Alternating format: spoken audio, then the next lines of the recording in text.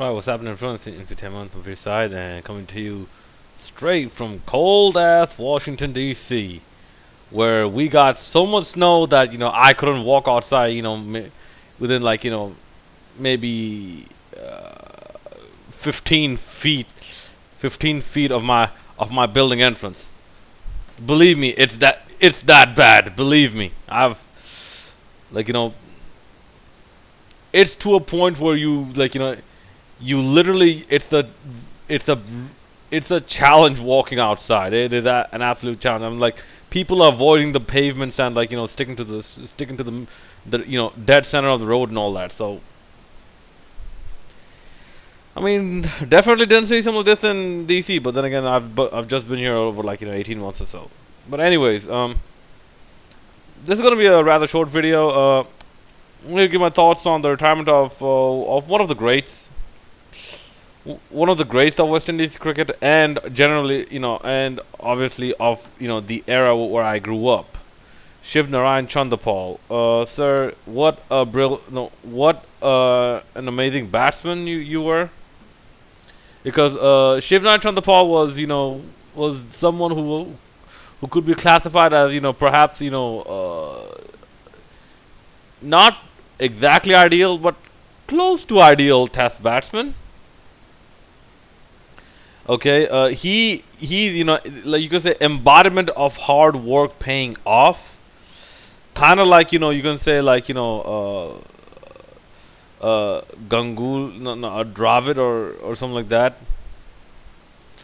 Because let's face it, Tendulkar was from the beginning he was mad gifted. Chanderpaul had something, but still especially listening back to Michael Holding, he it took some time before Chanderpaul actually came to his own. So but this was a batsman who could adapt, and that adaptability is something that has seen him have such a long career that spanned 21 years. I'm like, wow, 21 years. Essentially from 94. So you can kind of, I don't know if he was exactly in that match or not, but maybe you can kind of say that Chanderpaul was one of the few men who saw both of Brian Lara's record-breaking knocks from the locker room, or or as a team member. One of those very few men who can actually say that. And here's something. Especially towards the latter end of his career, when he was 36, 37, 38, something like that. Chanderpaul, if you remember, at one time he became the world's #1 batsman again in Test. So at that time, what happened is I actually started myself emulating my batting stance in the form of Shivnarine Chanderpaul, because while playing for Yorkshire VI cricket, I used to have the conventional stance. I had a very hard time playing leg side shots. And as a South Asian a South Asian person, wielding a bat, that is not a good sign to have. Being bad playing leg side shots. So I actually started studying the #1 batsman on earth at that time. So yeah, and to an extent it has worked for me. I'll have to say that. But yeah, I mean, I wish his exit was a bit more grand. He ended with a ceremony or something. Because let's take for example, I mean, okay, not to take a Muralidharan. Muralidharan is not arguably. Muralidharan is the greatest off spinner of all time. So yeah, his retirement,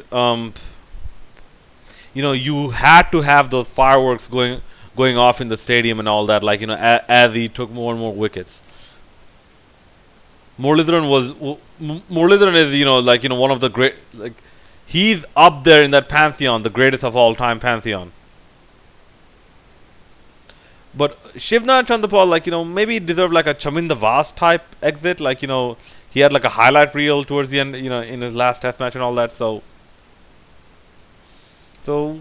I wish it would have been a bit more easier.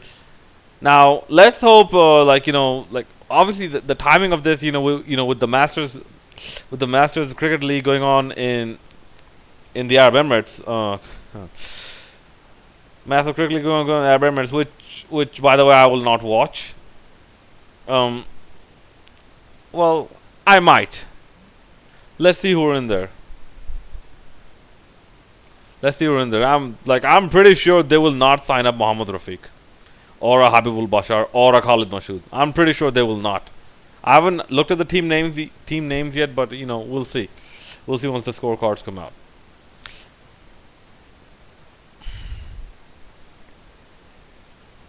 Right, but the timing of this could have been a bit better, I guess. Like, because there's some incident about some commotion and confusion about people who can sign up for the Masters Cricket League, and they have to give official retirements and all that. And someone from the PCB was right. Muhammad Yusuf never officially retired. He just quietly stepped out of the shadows. No, stepped into the shadows and out of the game. So that official retirement, I don't know. By the way, if Inzamam is there, I might watch it. I might. No guarantees. I might if Inzamam is there. The huge Inzamam fan. Right. But yeah, that's about it. And to Shivnarine Chanderpaul, thank you for all the great memories, the great innings, and yeah, the improvisation and the ability to switch gear. In fact, if you remember one match, I think he hit 4 fours and 4 balls to make his team win when they needed 16 or 4 balls. Then there's another match. I remember this, personally. Like, they needed 10 of 2 balls, and Chanderpaul hit a 4 and a 6 to win that match in the West Indies. My dad at that time said, "This is what ODI cricket is all about," and I'm like, "Damn right, damn right." And that's one of the reasons I don't know, like maybe it's to do with the legacy of West Indies cricket. That's one of the reasons I'm still attracted to West Indies cricket, and I want to see West Indies cricket succeed. Reach that high pinnacle again. Alright, and that's about it. Looking forward to comments and suggestions. If you're in the DC area, stay safe, stay calm, and hopefully by tomorrow we can step out of our igloos. Alright, this is Tanveer Syed and Sitamiwan signing out.